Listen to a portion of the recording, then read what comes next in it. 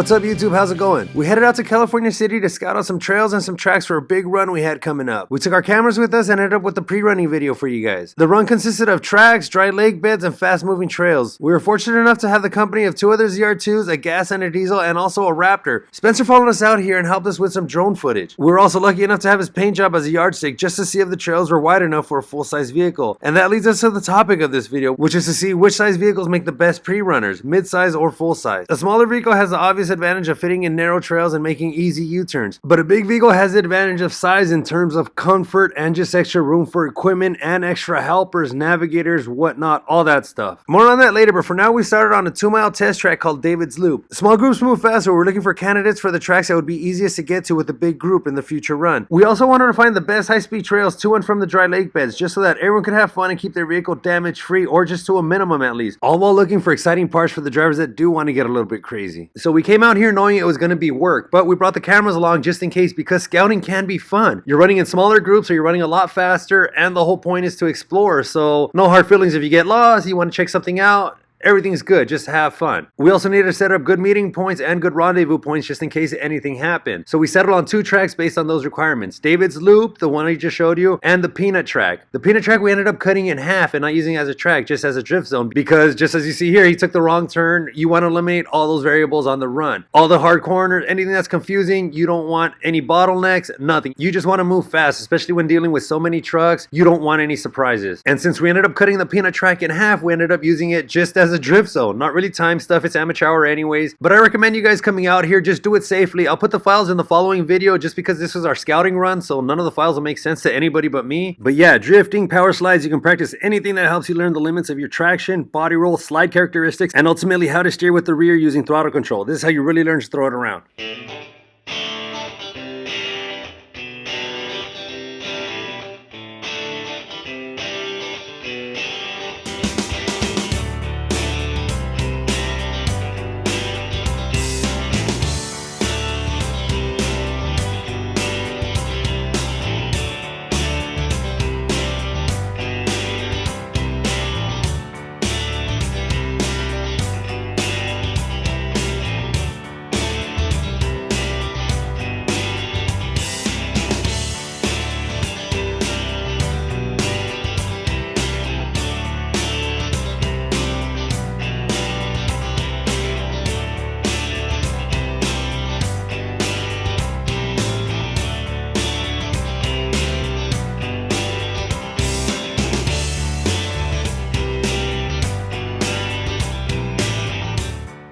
So obviously after the track we came up to the dry lake bed. Our plan was to use this as a rendezvous point just in case the day of the run some people show up late or some people get separated. Whatever, it's good to have a plan and it came in handy. But like I said, since we're here, no point in not having fun, so enjoy. In case you guys are wondering, some of you with the keen eye might have caught the exhaust smoke. This is a diesel ZR2. And yeah, he put some major upgrades in it, some turbos, all kinds of cool stuff. But yeah, that's the reason it moves like a gas ZR2, maybe even a little faster. At the moment, this diesel's got a leveling kit, onboard air, it's got a tune, cooler, air intake, and a transmission tune. Dude's not messing around. So this is Spencer and his Gen 2 Raptor. Some of this drone footage is his from this video actually we shared, but whatever. He was having a blast up until now in his big luxurious cabin with charging ports for his drone batteries, everything. But later on after this, as we're finding some other faster trails, I took a wrong turn and I led us down a wash that got really narrow and really messed up his paint job pretty bad. His pinstripe, he bought a buffer, he's taking care of it. But still, man, just based on that alone, I would have to say midsize is better for scouting just because the trail damage. But if you have it wrapped like we used to have ours, I say no problem. As long as you're enjoying your vehicle and you don't care, it doesn't matter. Obviously he enjoys his. And in case you're worried about messing up your truck off-roading, check out his paint job. His entire truck looked like his mirror in this shot. Like I said, his buffer took care of it, but if any of you detailers want to advertise on here and hook us up, we won't get mad.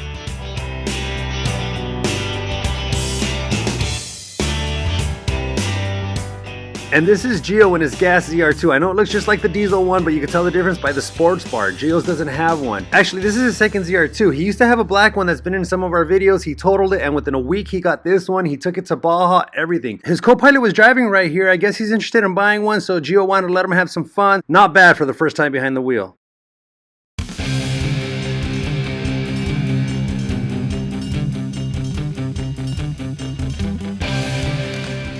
So after the dry lake bed, we just kept on going on the mapped course, past a few more lake beds, and found a couple spots where your limiter kicks in. And that's what we wanted. We just wanted to find spots to run hard and fast. We actually found a little road that turns into a jump if you're at max speed on the zr2's. The Raptors have an allowed top speed of 107, so they were able to get some air, but the zr2's only have an allowed top speed of 98 miles an hour, so all we could do was unload the suspension. I got a little bit of air, but nothing to write home about.